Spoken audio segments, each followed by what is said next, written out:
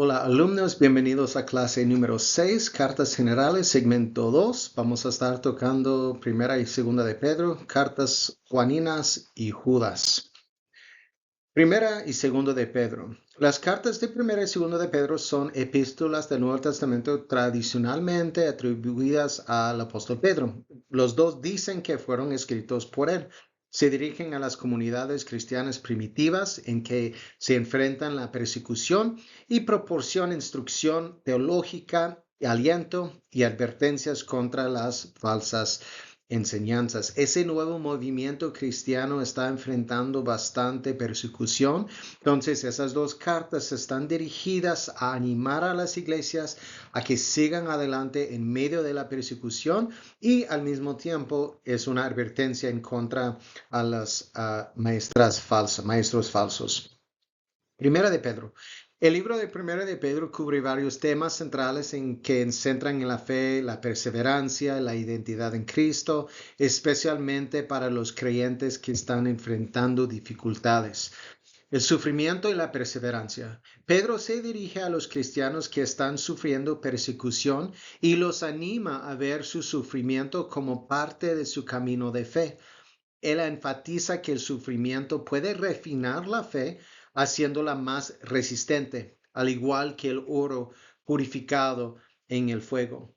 Pedro los recuerda a los creyentes que Jesús también sufrió injustamente y que su perseverancia puede acercarlos más a Cristo. O sea, no es algo extraño, dice Pedro, que no os sorprendéis por el fuego de la prueba que viene sobre vosotros como si algo extraño estuviera pasando, que el mismo Cristo sufrió.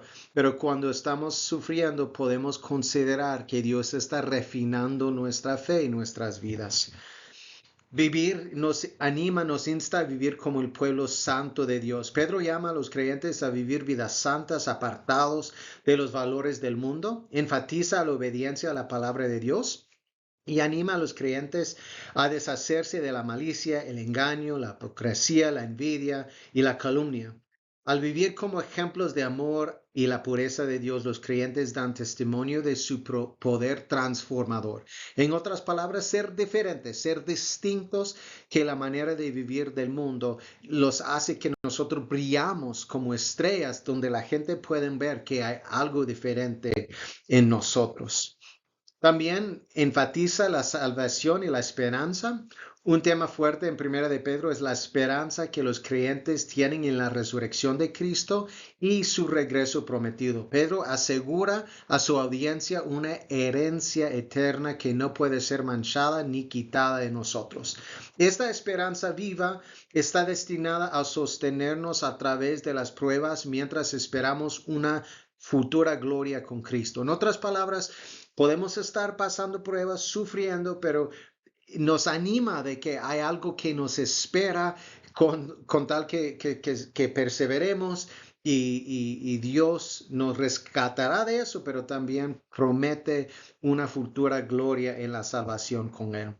También se trata de nuestra identidad en Cristo. Pedro les recuerda a los creyentes que son un pueblo elegido, un sacerdocio real, una nación, un pueblo escogido, una nación santa. Esta identidad en Cristo define quiénes somos, independientemente del rechazo del mundo. Están llamados a vivir como extranjeros y exiliados en este mundo, conscientes de que nuestra ciudadanía realmente es celestial, de que Dios tiene un reino que empieza ahora, que somos ciudadanos, que es diferente que los reinos de este mundo.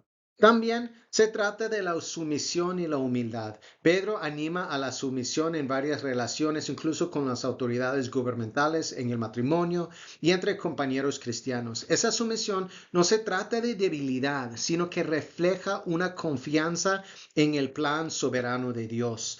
También se destaca la humildad como una forma de fomentar la armonía dentro de la comunidad cristiana. En otras palabras, ser cristianos nos hace diferentes porque ya no estamos luchando en el ego de quiénes somos y tratando de vencer y conquistar a los demás. En cambio, Como Cristo fue humilde, como Cristo sabía quién era, no tenía que pelear por lo que era de él, lo esperaba de Dios y si no venía, pues sabía que iba a venir después en el tiempo del Señor. Y la humildad es una marca importante del creyente. El pastoreo y el liderazgo.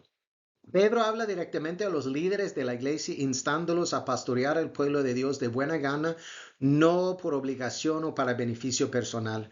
Les recuerda que deben servir el ejemplo al rebaño, tal como Jesús, el gran pastor principal, guió a su pueblo. Entonces nosotros otra vez tomamos el ejemplo de Jesucristo en todo, en su sufrimiento, en su humildad, en su liderazgo, y eso prácticamente es el mensaje de Primera de Pedro.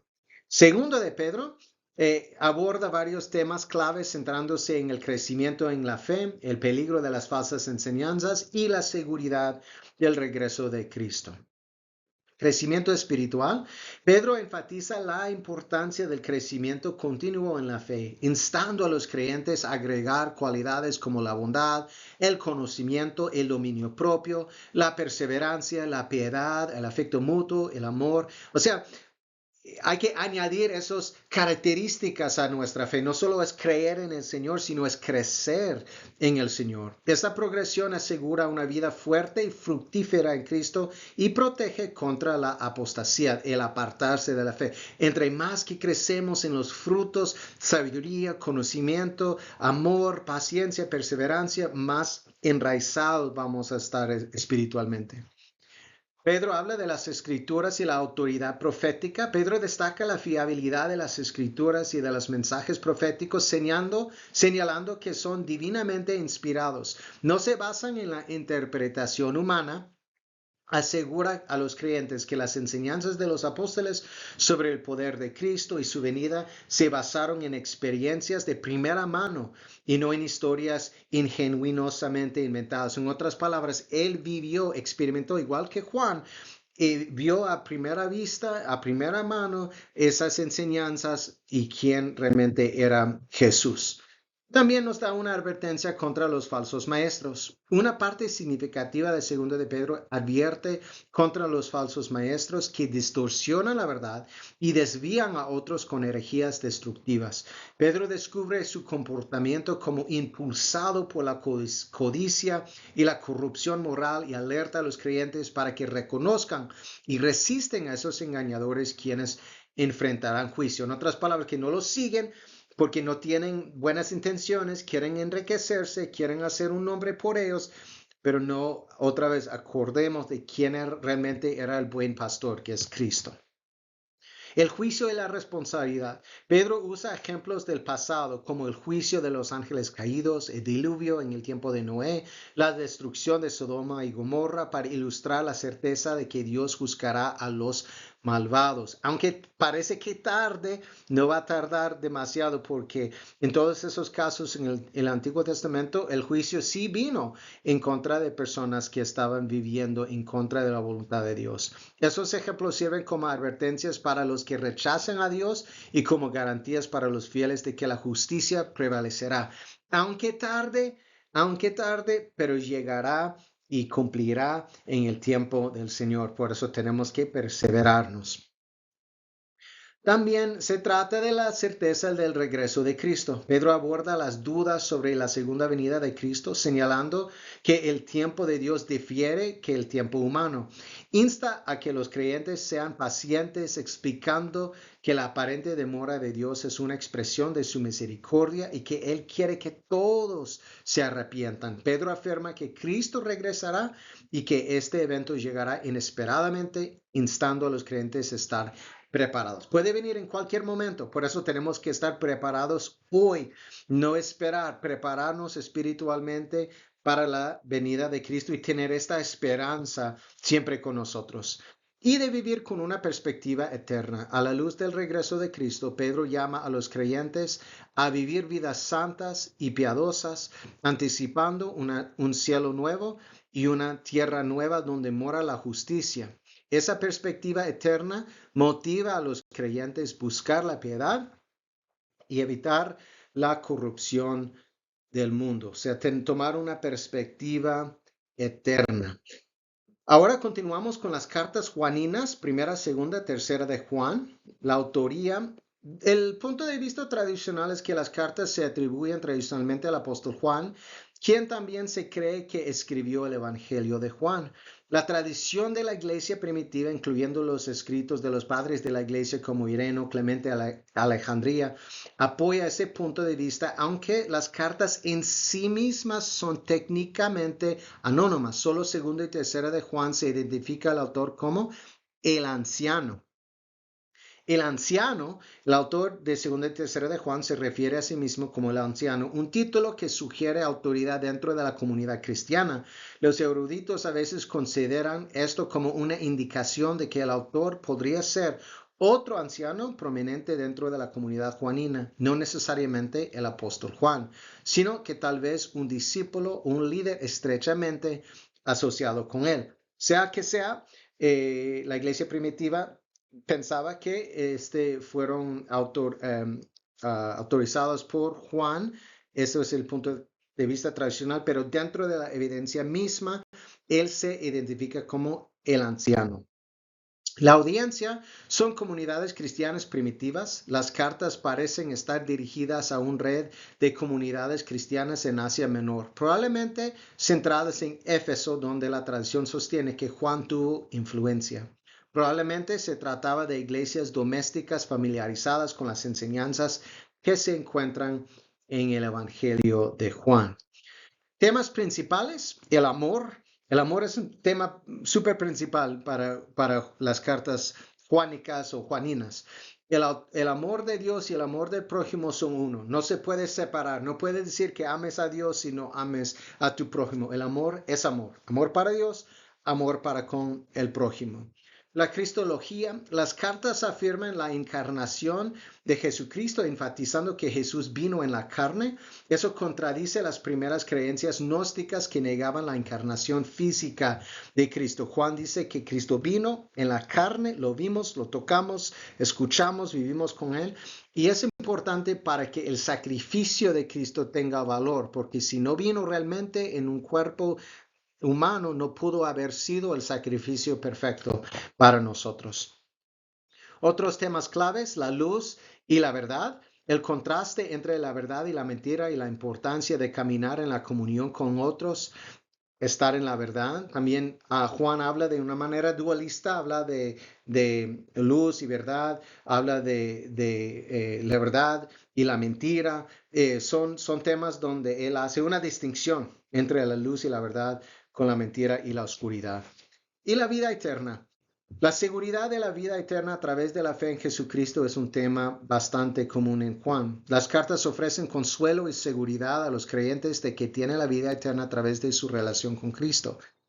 Primera de Juan 5:13 dice, esas cosas os he escrito a vosotros que creéis en el nombre del Hijo de Dios para que sepáis que tenéis vida eterna y para que creáis en el nombre del Hijo de Dios. Juan quería que la iglesia tuviera esa certeza de su creencia y no dudas o suposiciones, sino tener esa certeza de que a través de lo que hizo Jesús y podemos vivir en su amor, podemos recibirlo y podemos tener esta certeza de la vida eterna. En conclusión, vamos a tocar brevemente la epístola de Judas. La autoría, Judas se identifica a sí mismo como el hermano de Santiago, lo que hace probablemente uno de los hermanos de Jesús.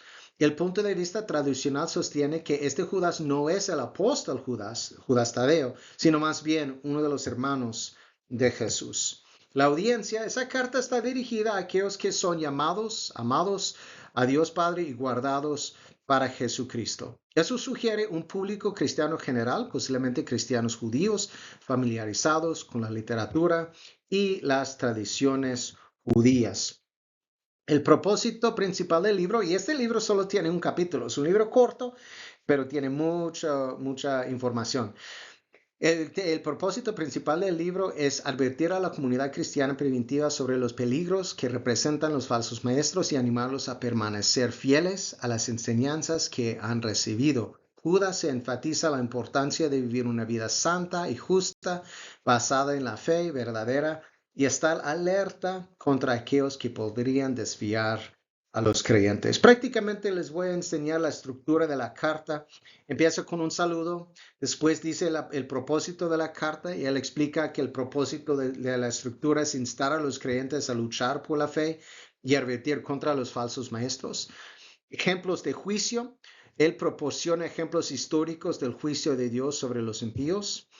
También las características de comportamiento de los falsos maestros, descripción de falsos maestros y su comportamiento con referencia a la literatura judía. Yo les animo, si van a escoger este libro, de hacer su reporte o no, que vean el video del Proyecto Biblia sobre esa carta, porque van a aprender bastante acerca del trasfondo, porque Judas no solamente está tomando de la literatura y de los ejemplos del Antiguo Testamento, sino también de literatura extra bíblica, cosas que no están escritos en la Biblia, pero los está utilizando como ejemplos. Así que el Proyecto Biblia hace un buen trabajo en este libro, en desempacar todos los símbolos y las cosas que están ahí. En un libro de un capítulo hay tanta información así. Así que si utilizan a Judas de hacer su tarea, lo pueden hacer, verlo. De todas maneras, les insto a que vean el Proyecto Biblia, el video sobre esta carta.